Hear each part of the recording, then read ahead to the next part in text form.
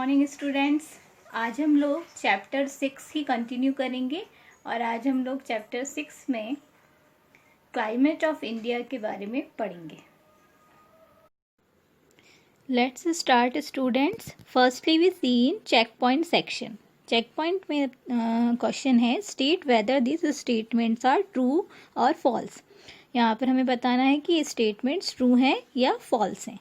First statement देखिए, the place from where river starts is called its source. जहाँ से नदी स्टार्ट होती है, जहाँ उसका ओरिजिन होता है, उस पॉइंट को सोर्स कहते हैं।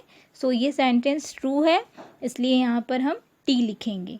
Next second, all the reverse originate from the mountains. सभी नदियाँ जो हैं वो माउंटेन से ही होकर के निकलती है, उनका जो ओरिजिन है वो माउंटेन्स ही होता है।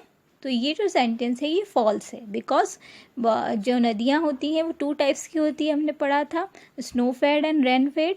तो कुछ जो नदियाँ हैं वो माउंटेन से निकलती हैं और कुछ जो नदियाँ हैं वो बारिश के पानी पर डिपेंड करती है, रेन पर डिपेंड करती है, इसलिए ये सेंटेंस फॉल्स होगा। इसलिए हमने यहाँ पर एफ लिखा है ब्लॉक में। Next number third, there are 3 types of rivers. अभी मैंने आपको बताया कि रिवर्स जो है वो 2 टाइप्स की होती हैं, snow fed and rain fed, और यहाँ 3 टाइप्स दिया है, इसलिए ये सेंटेंस भी फॉल्स है। तो यहाँ पर भी हम एफ लिखेंगे। Next, the river Ganga is a rain fed river.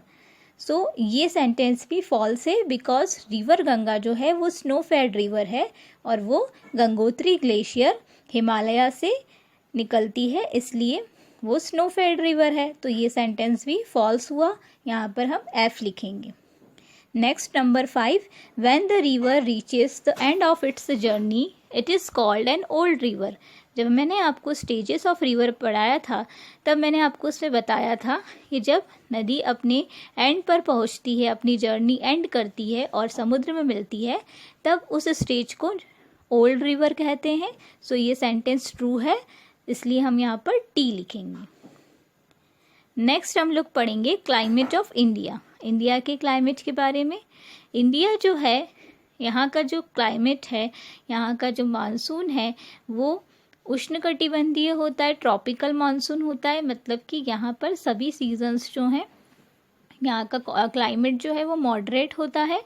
सो यहाँ पर डिफरेंट सीजन्स हैं जो कि आते हैं, और वो कौन कौन से सीजन्स हैं? इंडिया में 4 मेन सीजन्स होते हैं, और वो कौन कौन से हैं? Summer, monsoon, retreating monsoon and winter. ये 4 मेन सीजन्स होते हैं। अब हम समर सीजन के बारे में पढ़ेंगे। Summer season, summer is very hot and Sunny. हम सभी जानते हैं कि समर सीजन जो है ग्रीष्म ऋतु है ना, गर्मी का जो समय होता है उस समय बहुत ही ज़्यादा गर्मी होती है और जो डेज होते हैं वो बहुत ही ज़्यादा सनी होते हैं, गर्म होते हैं। अप्रैल, May and June are summer month. जो समर मंथ्स हैं वो कौन कौन से हैं? अप्रैल, मई और जून। इन मंथ्स में समर सीजन रहता है, और इस सीज़न के टाइम पर जो डेज होते हैं वो लॉन्ग होते हैं, बड़े होते हैं, एंड नाइट्स जो होती हैं वो शॉर्ट होती हैं, रातें छोटी होती हैं। नेक्स्ट हम लोग पढ़ेंगे मानसून सीज़न। मानसून सीजन्स जो हैं ये हॉट समर के बाद में आता है। समर सीज़न के बाद में मानसून सीज़न आता है, और इस टाइम पर बहुत तेज जो है भारी वर्षा होती है हमारे इंडिया में।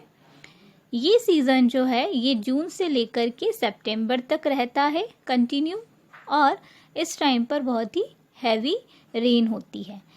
जो मंथ होता है जुलाई और अगस्त, इस टाइम पर ज़्यादा तेज वर्षा होती है, बहुत ज़्यादा भारी वर्षा होती है, और बाकी टाइम पर कम वर्षा होती है।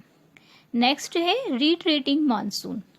ये मानसून जब जाने वाला होता है उस टाइम पर जब जो हवाएं होती हैं वो अपने साथ में बारिश लेकर के आती हैं और इंडिया में आती हैं। तो ये जो मानसून होता है ये रिट्रीटिंग मानसून होता है, और ये जब एंड होता है मानसून तब उस समय को, उस सीज़न को हम बोलते हैं, और फिर जाकर के ये जो हवाएं हैं ये समुद्र की तरफ, समुद्र की ओर वापस चली जाती हैं, लौट जाती हैं।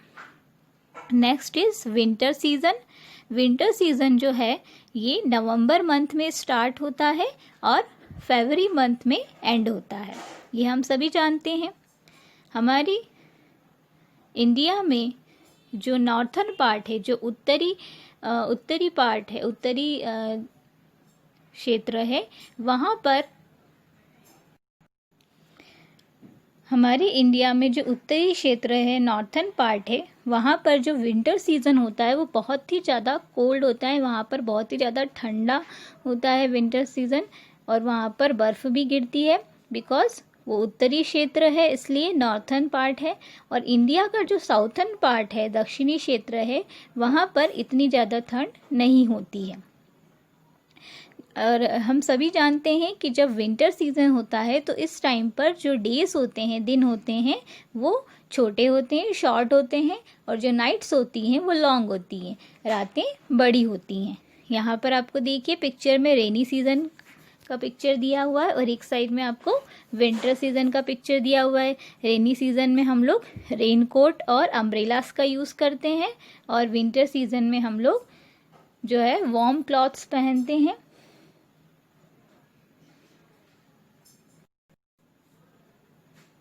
डू यू नो, आप लोग ये जानते हैं जब समर सीज़न होता है तब बहुत ही हॉट और ड्राई विंड चलती है, गर्म हवाएं चलती हैं, और उन गर्म हवाओं को क्या कहते हैं? लू कहते हैं। आप लोगों ने भी सुना होगा ना कि जब हम समर सीज़न होता है तो हमें बोलते हैं हमारे पेरेंट्स भी कि बाहर लू चल रही है, तो इसलिए अभी दिन में कहीं भी बाहर नहीं जाना। तो वो बहुत ही हॉट और गर्म हवाएं होती हैं और ये हमारे बॉडी को इफ़ेक्ट करती हैं, इसलिए हमें इस टाइम पर बाहर नहीं जाना चाहिए। यहाँ पर देखिए आपको पिक्चर स्टडी में एक पिक्चर दिया है और यहाँ क्वेश्चन है first, which season is this. तो यहाँ पर आप देख रहे हैं कि बादल दिख रहे हैं आपको काले काले, और जो है वाटर ड्रॉप्स दिख रहे हैं, रेन ड्रॉप्स दिख रहे हैं। तो ये कौन सा सीज़न है? ये है मानसून। तो यहाँ पर हमने लिखा है मानसून। सेकंड क्वेश्चन है name any one month of this season. तो मैंने आपको बताया था कि जून से लेकर के सितंबर तक मॉनसून रहता है, तो यहाँ पर हमने जुलाई लिखा है।